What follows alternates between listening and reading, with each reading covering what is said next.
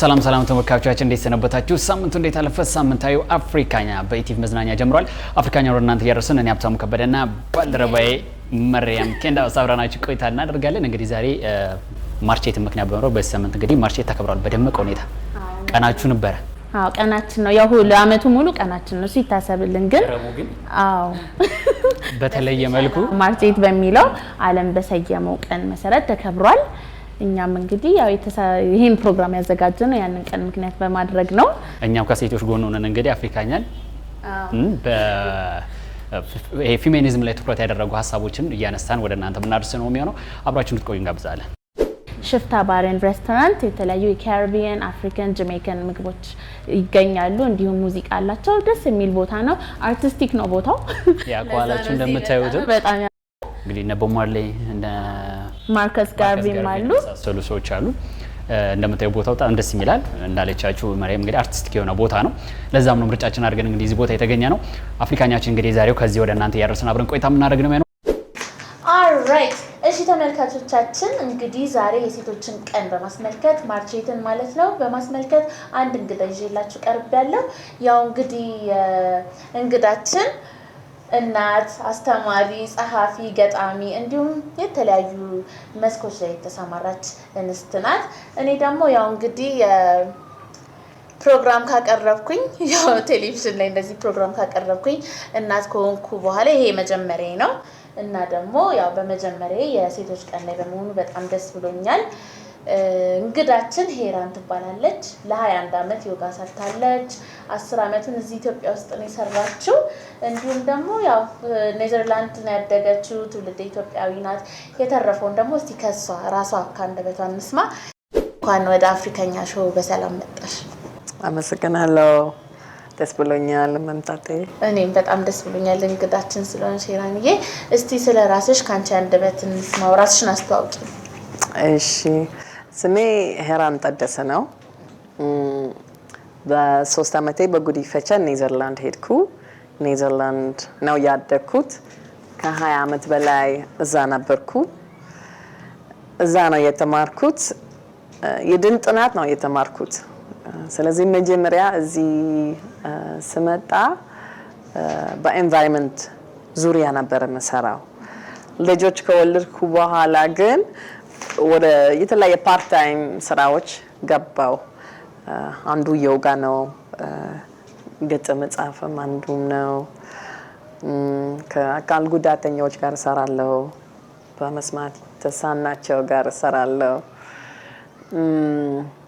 እና ባጭሩ ሞዶ ነገሮች ነው የምሰራው።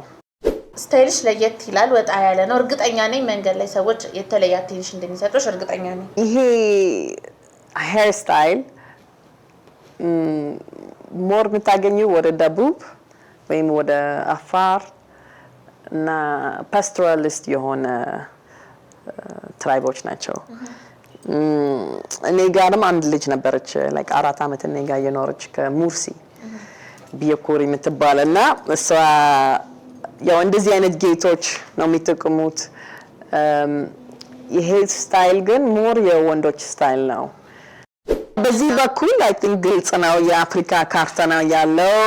እንደገና ይሄ የተው ምስክል መሀል ላይ አዎ እንትን ይሄ የተው ምስክል የህይወት ቁልፍ ነው ይላሉ። ላይክ ሌላ አገሮች እንደዛ ነው የሚሉት። እዚህ ጋር ደግሞ ያው 3 ስፓይራሎች ናቸው። ስፓይራል የህይወት ሲምቦል ነው። ሶ 3 ልጆች ስላሉኝ እነሱ ናቸው። እንደገና ትላንትና፣ ዛሬ እና ነገ። እንደገና የውሃ እና የአየር ሲምቦል ነው። ሶ ናቹራል ኤሌመንት ነው እና ሞር ይሄ ሲምቦል የታወቀ ወደ እንግሊዝ ሀገር ምናምን። እኔ ያው አውሮፓ ስላደኩ አፍሪካ አውሮፓም ሁለቱም ሪፕሬዘንት ያደረኩ ነው። ከስር ግን እንትን አደረኩት አንድ ቁጥር በፊደል ግዕዝ። ይሄ አንድነት ነው ዋናው ለሁላችንም፣ ለሀገራችን እና ሰው በአጠቃላይ እዚህ ዓለም ላይ ማለት ነው።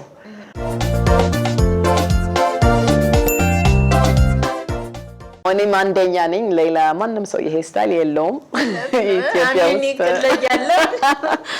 ማለት ምንድነው ራሴን ኤክስፕረስ ማድረግ ስለምፈልግ የሰው አቴንሽን መሳብ አይደለም ዓላማው ምንድነው ልክ እኔ ስታይኝ ወይም ትወጂኛለሽ ወይም አትወጂኝም እውነት ነው ካልወደድሽኝ በቃ አትቀርቢም በቃ ችግር የለም ግን ኢንትረስትድ ከሆንሽ የሆነ ነገር እንገናኛለን ማለት ነው የሆነ ተመሳሳይ አይነት ስሜት ወይም ኢንትረስት አለን ማለት ነው ብዙ ጊዜ እዚህ ሀገር አርቲስቶች ሰዓሊዎች ትንሽ የራሳቸው ስታይል ነው የሚያሳዩትና እኔም እንደገጣሚ እንደዛ ነኝ በአንድ በኩል በሌላ በኩል ደግሞ የሆነ ምልክት ነው ለሁሉ ላይክ ኢትዮጵያዊ ነን አፍሪካዊ ነን ጥቁር ነን ይሄ መረሳት የለብንም በትንሽ ነገር ደግሞ መጋጨት ከባድ ነው አዎ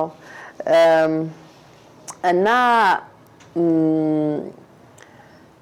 በቃ ይሄ አንድነትና ሰላም ነው ይሄ ነው ማሳየት መፈለገው ስለዚህ ስለራሴ ውበት አይደለም ሌላ ሰው ቆንጂት እንዲሉኝ አይደለም የሌላ ሰው ስታይል ለመከተል አይደለም ኖ አክቹሊ ምልክት ነው ለሰው ማሳየት መፈለገው ገለጽሽ ነገር በአጠቃላይ ወሳኝ የሆነ ነጥብ ነው አንድነት ያስፈልጋል አንድ ስንሆን እንግዲህ ምንድነው የሚሉት ለአንድ ብርቱ ሁለት መድኃኒቱ ይላል ተረቱ ራሱና ለሁሉም ነገር ለችግርም ለጸብም በአጠቃላይ አንድ በመሆን በፍቅር ሁሉ ነገር ብንፈታ ያው ላይፍ እንግዲህ እዚች ምድር በስጋ ያለንባት አጭር እንደመሆኗ ብንፋቀርና በደስታ በሰላም ብንኖርባት በጣም ደስ ይላል ያው ከዛኛው ዓለም የሚቀር ስለሌለ ማለት ነው እና ደስ ይላል ትርጓሜው እኔም ስለሰማሁት ደስ ብሎኛል እርግጠኛ ነኝ ተመልካቾቻችንም በመንገድ ላይ የሚያገኙሽም እንግዲህ ትርጓሜው ስለገባቸው እናመሰግናለን ሄራንዬ እስቲ እናትነትን እንዴት ትገልጫለሽ ካንቺ አንደበት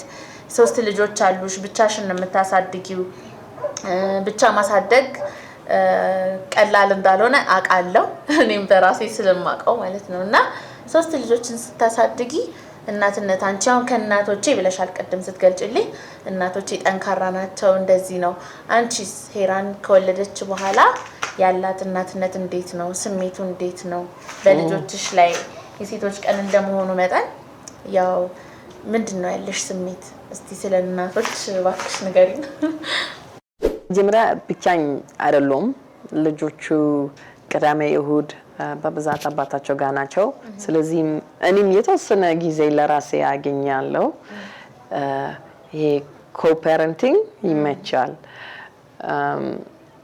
ግን ሁሌ እንደዛ አይሆንም ይሄ ያው አንዳንዴ ይቀየራል ትንሽ ያገዘኛል ግን መቼም ወደ ግማሽ አይደርስም ምንድነው መቻል ነው አይደለም ውስጣችን ኃይል አለን ይሄ መቀየርና ማሳየት እንችላለን ሌላ ስሜት የተሰማኝ ምን ነበር እናት ከሆንኩ በኋላ ሁሉ ሰው ሳያቸው በፊት ልጅ ነበሩ ማንንም ሰው ላይክ ማንንም ህፃን ልጅ ስታዩ ትወጃለሽ አይደለም ህፃን ልጅ ግን ትልቅ ሰው ስታዩ ከዛ ትልቅ ሰው ውስጥ የሆነ ህፃን ልጅ ማየት መቻሌ እሱ ነው የገረመኝ ያ አይነት ስሜት አልነበረኝም በፊት አሁን ማንንም ሰው እንደ ልጅም ማየት ይችላል ልጅ ነበረች እና ሞር መረት ውስጥሽ መረት ጸጋ ምናምን ይሄ ይጨምርብሻል እውነት ነው እናት ከሆንሽ በኋላ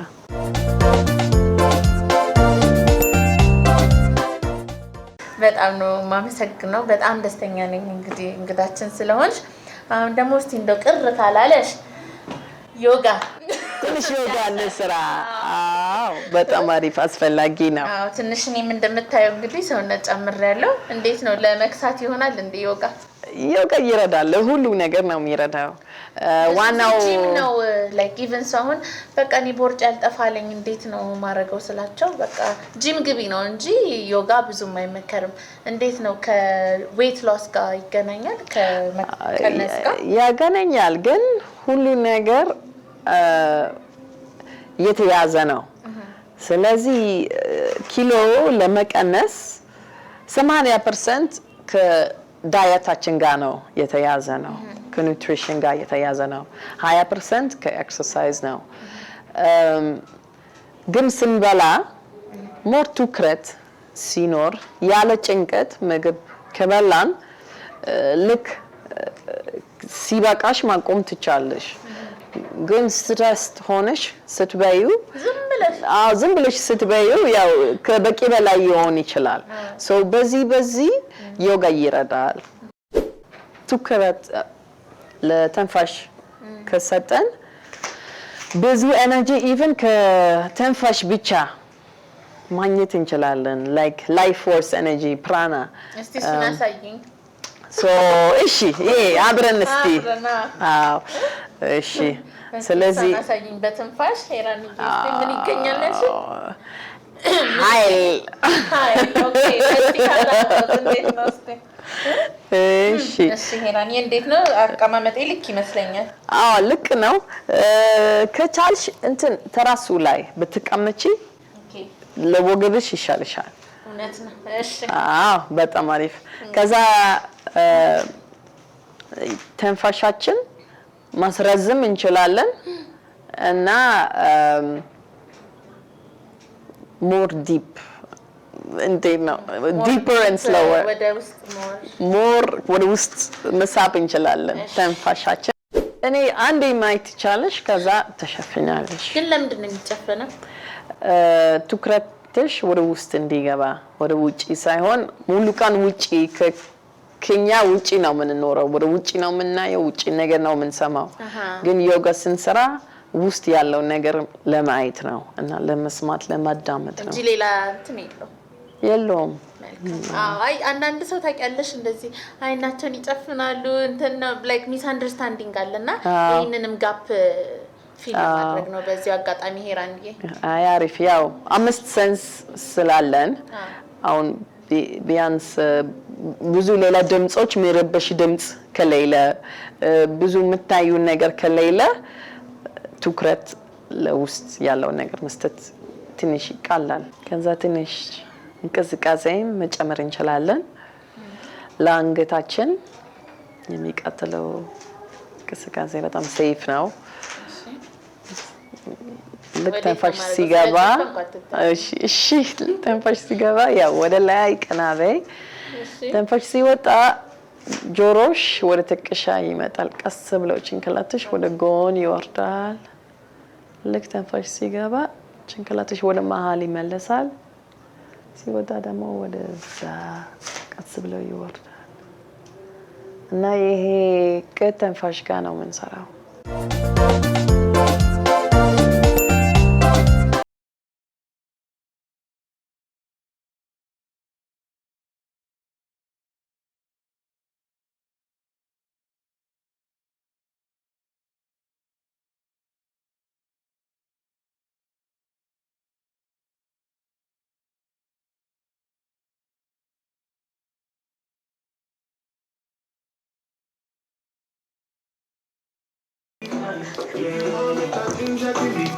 And you can bring the elbow to your knee. Okay.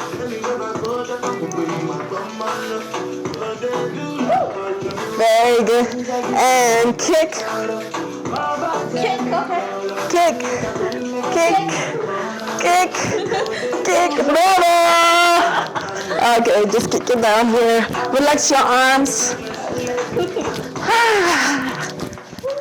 ተንፈሽ ሲገባ እጅሽ ወደ ላይ እና ወደ ላይ ወድቃት። በጣም አሪፍ። ከዛ ልክ ተንፈሽ ሲወጣ ወደፊት ጎንበስ በይ። You can just swing a little bit, relax.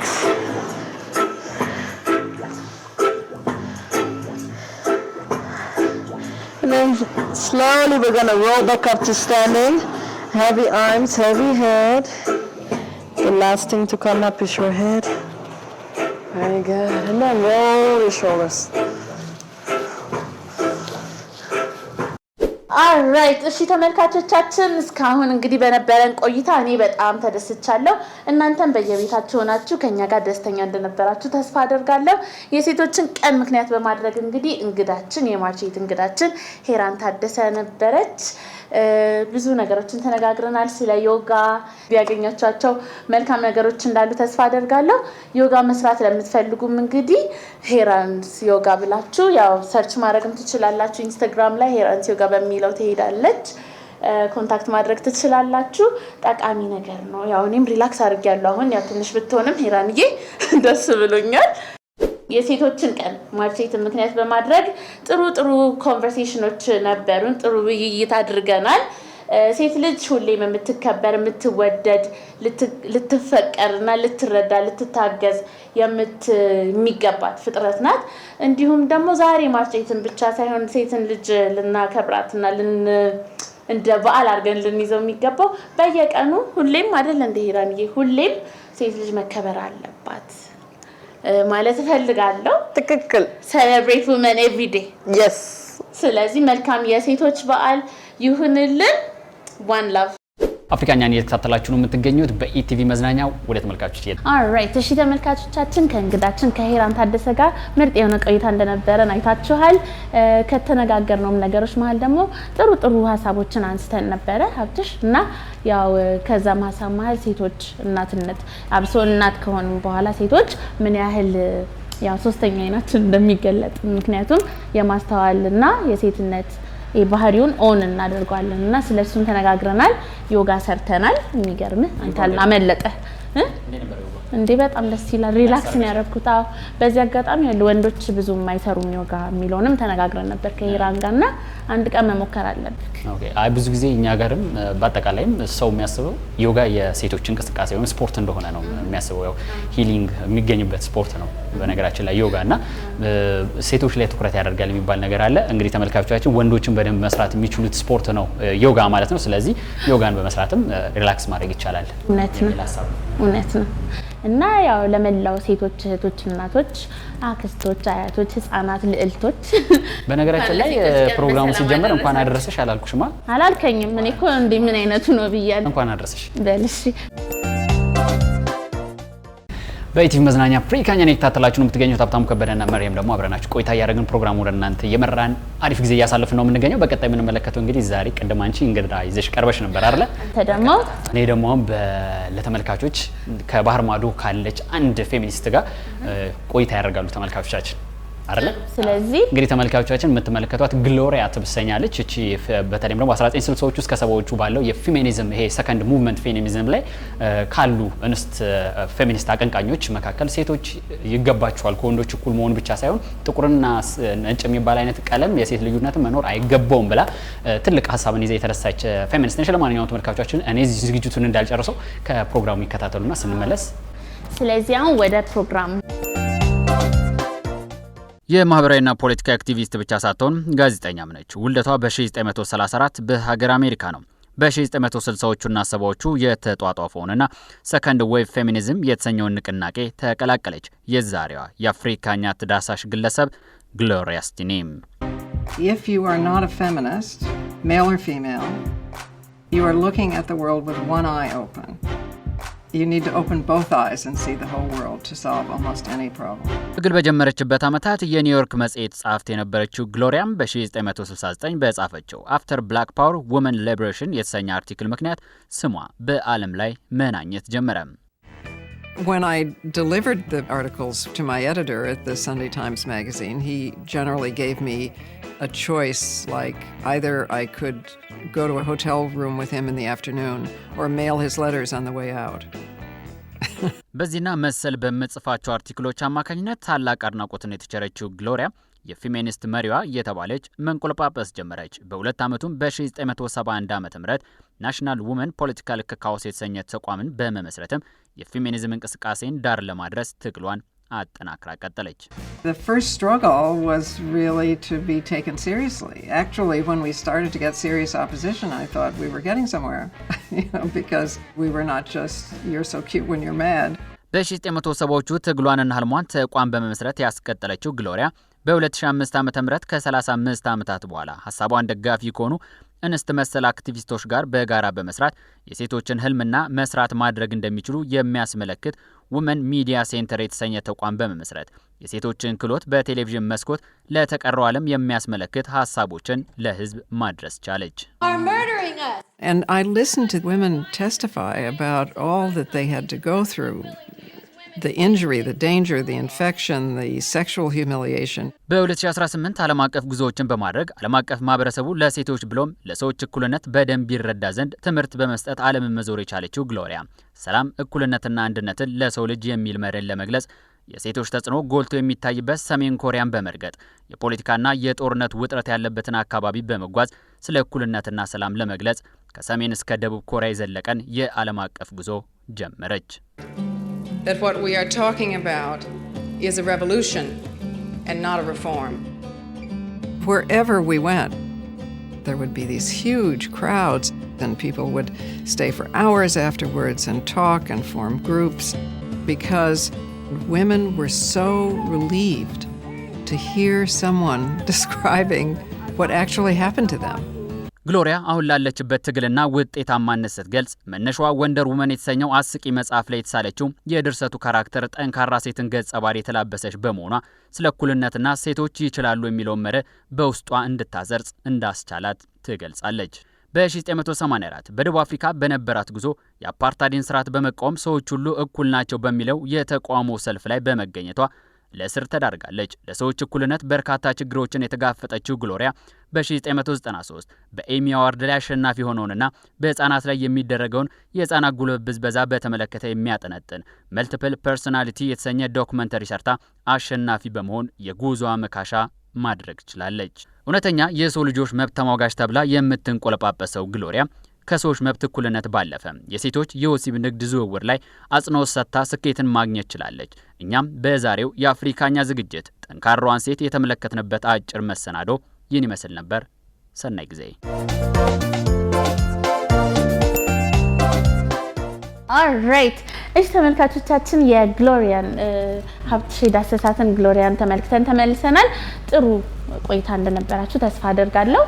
ያው እንግዲህ እኛም ወደ ፕሮግራማችን ማገባደጃ ተዳርሰናል። እንግዲህ ከዛ በፊት ግን ልክ እንደ ግሎሪያ በርካታ ሴቶች አሉ። ዛሬ ሁለቱን መረጥን። አንቺም ያቀረብሻት እንግዳለች ስለ ሴቶች የተሰማተን ሄራን የገለጸችው ነገር አለ። ከባርማዶ ደግሞ እንግዲህ ነጭ ሆና ነገር ግን ጥቁር ሴቶች ከየትኛውም ሴት እኩል ነች፣ ሞንጎሊያ ጥቁር ምናምን የሚባል ሴት የለም፣ ሁሉም ሴት እኩል ሰው እኩል ነው የሚል አይነት ሙቭመንትን እንግዲህ በዛን ሰዓት በ1960ዎቹና 70ዎቹ የነጮች ይሄ አፓርታይድ አይነት መንፈሱ ከፍ ባለበት ሰዓት ላይ እቺ ሴት ግን ያን ነገር ሰብራ መታ ሁሉም ሰው እኩል ነው የሚለውን ሐሳብ በማቀንቀን እንግዲህ እሷን ይመቻት እንደዛ አይነት ሐሳብ ስላላት ሷራፊ ይመቻት ተመችቷታል። ተመልካቾቻችን እንግዲህ ግሎሪያ ነበር ተመልክተን የመጣ ነው። ከፕሮግራሙ የሆነ ነገር እንዳገኛችሁ ተስፋ እናደርጋለን። ከመሄዳችን ግን በፊት አንዴ ሀብትሽ እቺ ማበጠሪያ ከቅድም ጀምሮ እያየቻት ነበረች ማበጠሪያ። በነገራችን ላይ ብዙ ኢትዮጵያኖች የምናውቃቸው ሚዶ የሚባል አይነት ነገር ነው። እስካሁን ስሞክር የነበረው ይገርማችኋል በእንትን ነበረ በፕላስቲኩ ነበር አፍሬን ማበጠረውና እስቲ እንዴት ነው አትሽዬ ይሆናል ብለህ ታስባለህ? ልታበጠር ያሰብሽ አመረረች። ታዲያ ለምን እያማረኝ ቀቀናችን ነው አምራለች። እንግዲህ እንደምታዩት እዚህ ቤት አንደኛው ይሄን ነገር ልንመለከት የመለስ ነው። አሁን እንዳለችው እንደዚህ አይነት አርቲስቲክ ነገሮች አሉ። የኔ ኢትዮጵያነትን የሚመስሉ ይሄ የተሰራው በጣውላ በእንጨት ነውና በጣም ደስ የሚሉ ነገሮች አሉ። ቤቱ አብዛኛው ስዕል ከዚህ ጋር የተያያዘ አይነት ነገር ነው ያለው። ስለዚህ ወደ ቦታው ልመልሰው ወይስ ትሞልሻለሽ? ተመልካቾቻችን እንግዲህ ሽፍታ ነው የምንገኘው። በሽፍታ ሆነን እንግዲህ ወደ እናንተ ያረስ ነው የምንገኘው። አፍሪካኛችን ይህን ይመስል ነበር። ማገባደጃ ላይ ነው የምንገኘው። እንግዲህ ፕሮግራማችን ልንቋጭ ነው። ያው ስንለያችሁ እናዝናለን፣ ግን በሚቀጥለው ሳምንት ስለምንገናኝ ደግሞ ያው ጥሩ ፕሮግራም ይዘንላችሁ እንመጣለን ብለን እናምናለን። ከመሄዳችን በፊት ደግሞ እንደዚህ ቆንጆ እንድንመሳሰል ትዊን አርጋ መክሊት ዲዛይን ማመስገን እንፈልጋለን። እንግዲህ እንደምታዩት የቡና ሲኒ ኮፊም አለው። ደስ የሚል አልባስ ነው። ተመልካቾቻችን እንግዲህ እናመሰግናለን። እሷን አፍሪካኛችን በእነዚህ አይነት መልኩ ወደ እናንተ ሲደርስ ቆይቷል። ከእንግዳ ጋር ቆይታ አድርገን እንዲሁም ከባህር ማዶ አንድ እንስት ዳሰስን። እንወዳችኋለን። ቻው